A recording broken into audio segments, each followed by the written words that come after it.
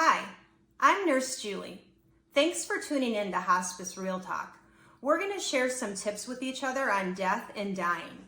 Each week, I will post a topic or two, and I invite you to share in the comments section below what your experiences have been, good or bad.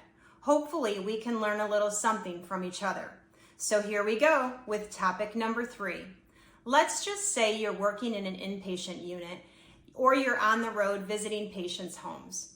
You have had a patient that has been in the dying process for days, no longer eating or drinking, non-responsive with turning or mouth care, the urine is decreasing, family states everyone has gotten closure with them, all religious aspects have been met, but they just keep hanging on.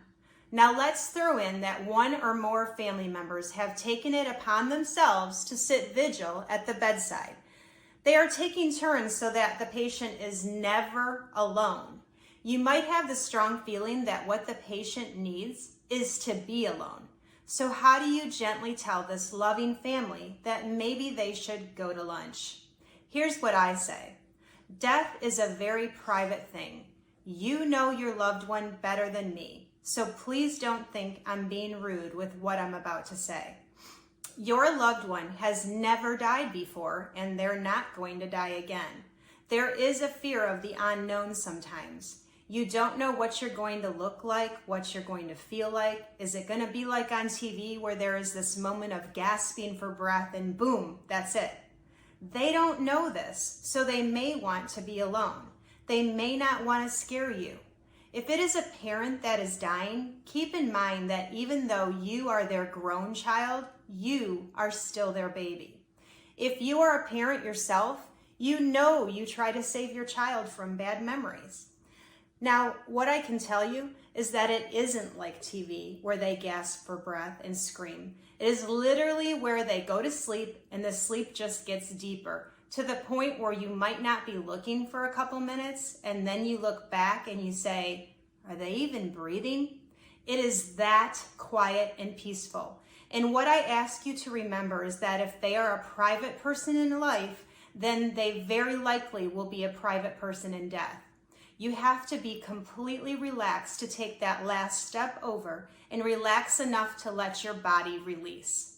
That means from pain, anxiety, nausea, shortness of breath, and being stared at like you're on display when you probably aren't looking or feeling your greatest. How many of you have heard in the past someone say, yeah, we sat at the bedside 24/7 for 5 days, and the moment we stepped out the building for some fresh air, they called and told me that she passed. They were waiting to be alone. Let me share a short story with you. I had a 32-year-old lady one time who was able to talk up until the day before she died. I was her home nurse, and every time I would see her, she would have 8 to 12 family members gathered around her hospital bed in the living room. The day before she died, she wanted a minute with me alone, and she said, I want all these people gone.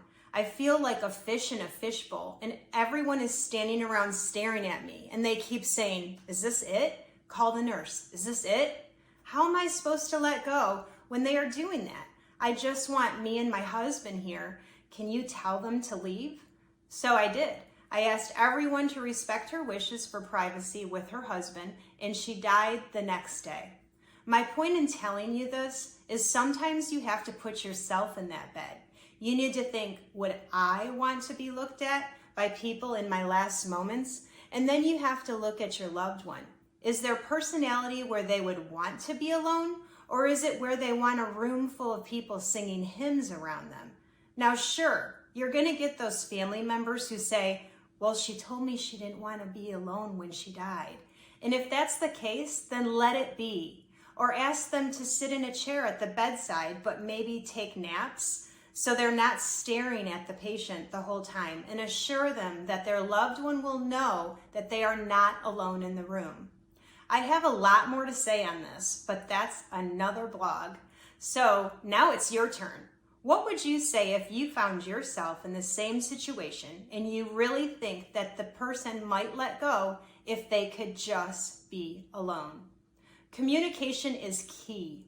You have to talk to them on their level. So talk real.